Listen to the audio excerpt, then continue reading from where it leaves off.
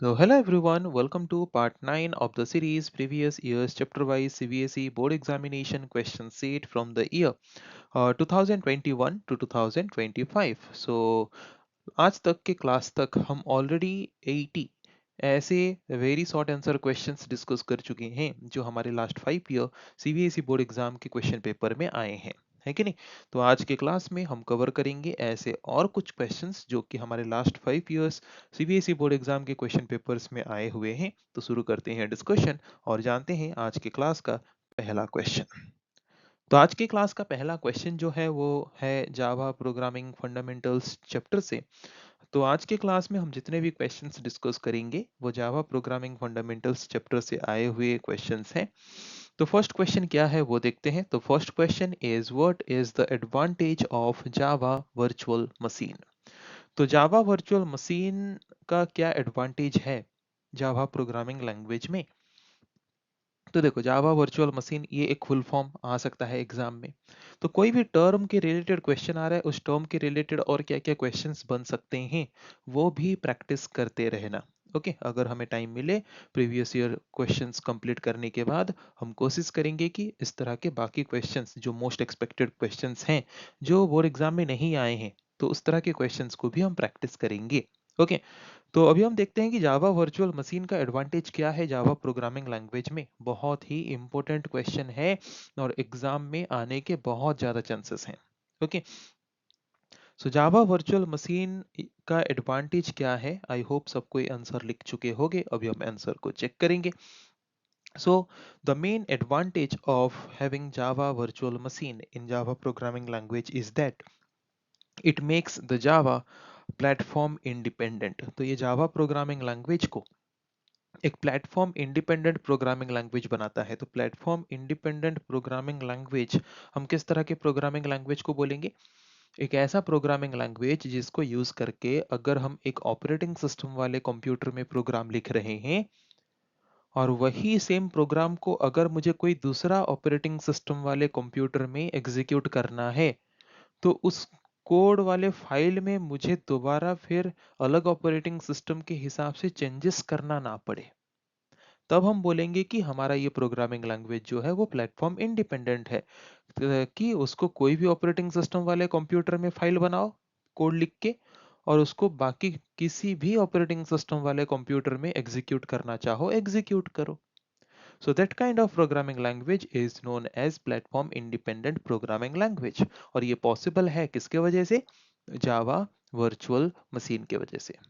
So Java virtual machine, the main advantage of having Java virtual machine in Java programming language is that it makes our Java programming language a platform independent programming language by allowing the same Java program to run on different operating systems without modification। Okay, JVM जो है वो हमें allow करता है कोई भी एक platform कोई भी एक ऑपरेटिंग सिस्टम वाले कंप्यूटर में प्रोग्राम को लिख के उसको मल्टीपल ऑपरेटिंग सिस्टम प्लेटफॉर्म में एग्जीक्यूट करने के लिए अलाउ करता है without any modification. That's the advantage which is provided by Java virtual machine in Java programming language. Now the second question is available on the screen. The second question is write any two logical operators in Java। Okay, question में क्या पूछा है कि कोई भी दो logical operators जो हम जावा में यूज करते हैं उनका नाम मेंशन करना है।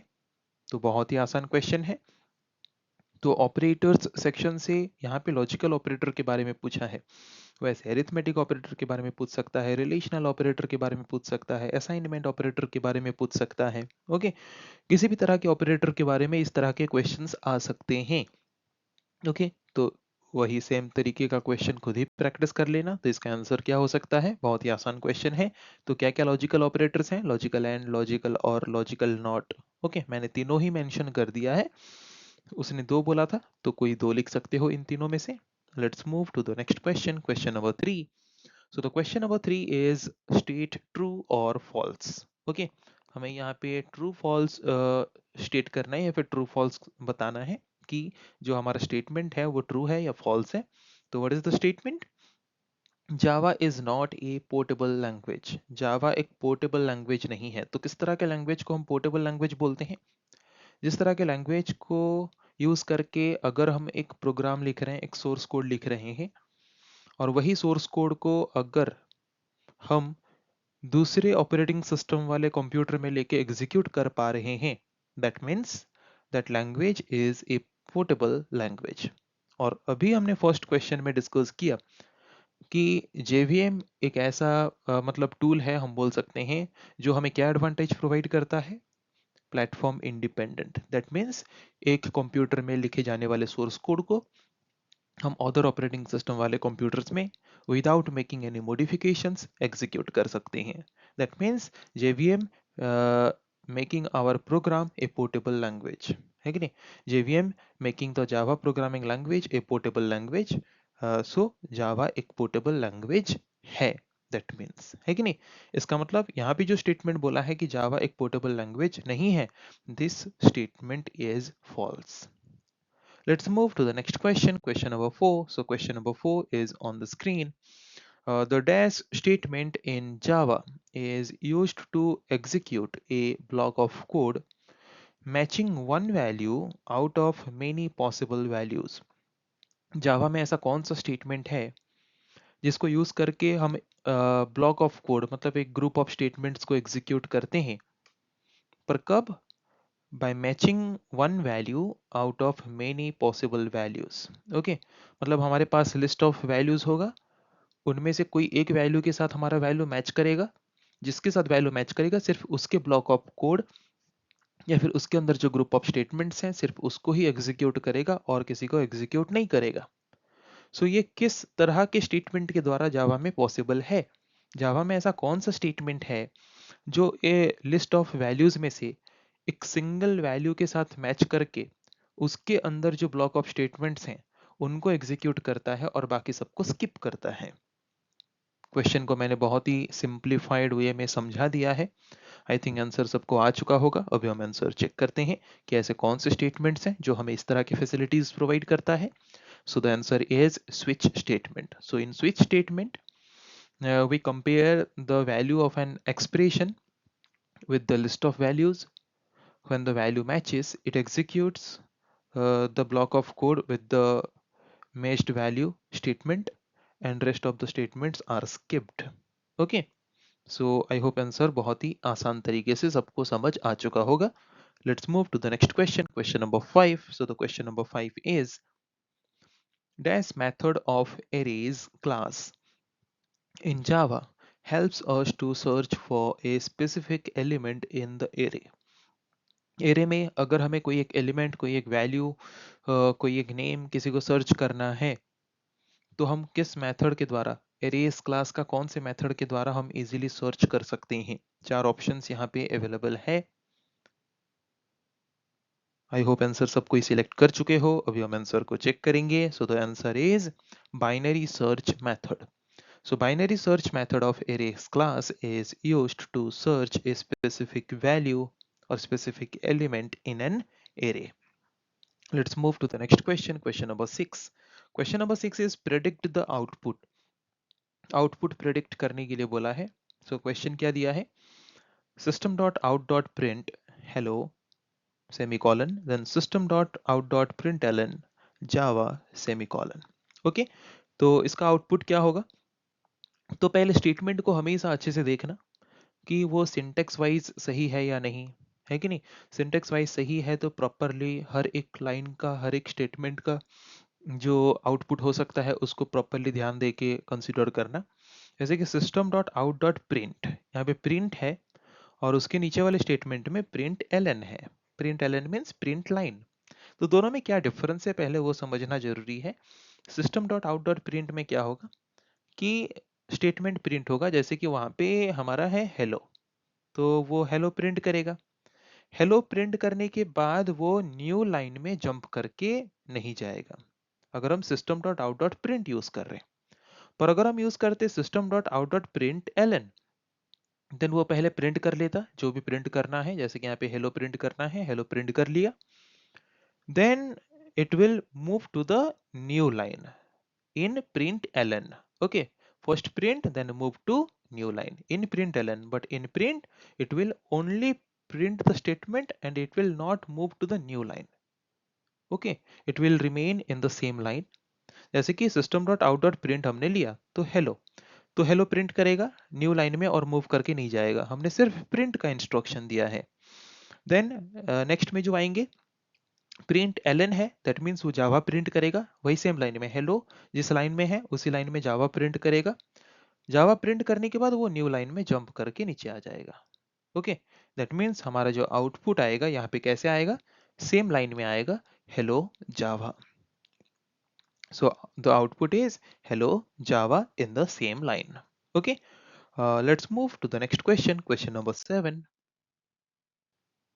So the question number 7 is dash keyword is used to create a new class in Java program.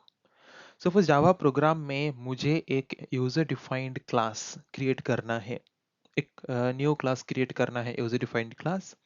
तो एक क्लास क्रिएट करने के लिए हम कौन सा कीवर्ड यूज करते हैं? बहुत ही आसान क्वेश्चन है। जब भी हम एक यूजर डिफाइंड क्लास क्रिएट करते हैं, कौन से कीवर्ड को यूज करके क्लास क्रिएट करते हैं? आंसर चेक करते हैं। So the answer is class. Class keyword use करते हैं। Okay, class then class name, इस तरीके से हम एक क्लास को क्रिएट करते हैं। सो बहुत ही आसान क्वेश्चन था। अभी हम क्या करते हैं, मूव करते हैं नेक्स्ट क्वेश्चन के लिए। So the next question is OOP stands for, OOP का फुल फॉर्म क्या है? बहुत ही आसान क्वेश्चन है। जल्दी से कौन सा सही ऑप्शन है सिलेक्ट करो, चार ऑप्शंस यहाँ पे अवेलेबल हैं। ओके, तो आंसर चेक करते हैं। सो OOP का फुल फॉर्म है object oriented programming, option number D. Okay, OOP means object oriented programming. Exam में ये भी आ सकता है, what is OOP, what are the different important elements that are present in OOP. Okay, तो वो सारी चीजें भी प्रैक्टिस कर लेना। Let's move to the next question, question number 9. Which keyword helps to make a data member of a class visible only within the class? एक particular class जब हम क्रिएट करते हैं तो उस क्लास के अंदर हम कुछ data member, method member define करते हैं, डिक्लेयर करते हैं। तो एक पर्टिकुलर क्लास के अंदर अगर हम कोई डेटा मेंबर यूज कर रहे हैं, क्रिएट कर रहे हैं और हम चाहते हैं कि वो सिर्फ उसी क्लास के अंदर ही विजिबल हो, उस क्लास के बाहर वो एक्सेसिबल ना हो पाए, विजिबल ना हो पाए, तो कौन सा कीवर्ड यूज करके हम ये कर सकते हैं? तो यहाँ पे टॉपिक आ जाता है एसएस मॉडिफायर और एसएस स्पेसिफायर का। तो व्हाट इज एसएस मॉडिफायर और what is access specifier, what are the different type of access modifiers, किस तरह के एसएस मॉडिफायर्स का स्पेसिफिकेशंस क्या हैं, वो सारी चीजें एग्जाम में आ सकते हैं। तो उसको डिस्कस कर लेना, उसको रिवाइज कर लेना। यहाँ पे आंसर क्या होगा? यहाँ पे आंसर होगा प्राइवेट। अगर हम कोई भी डेटा मेंबर या फिर मेथड मेंबर को प्राइवेट कीवर्ड यूज करके डिक्लेयर करते हैं तो वो ओनली अपने क्लास के अंदर ही विजिबल होता है, उसके बाहर विजिबल या फिर एक्सेसिबल नहीं होता। So question number 10 is available on screen. So question number 10 is which of the following is a valid variable declaration? चार तरह के वेरिएबल डिक्लेरेशन दिया गया है, इनमें से सही वेरिएबल डिक्लेरेशन कौन सा है? Option A, option B, option C या फिर ऑप्शन डी। ऑप्शन ए में स्पेस है, space is not allowed, blank space not allowed. Option B same problem. Option C कोई ब्लैंक स्पेस नहीं है, no problem. Option D number से हम शुरू नहीं करते, डिजिट से हम शुरू नहीं करते।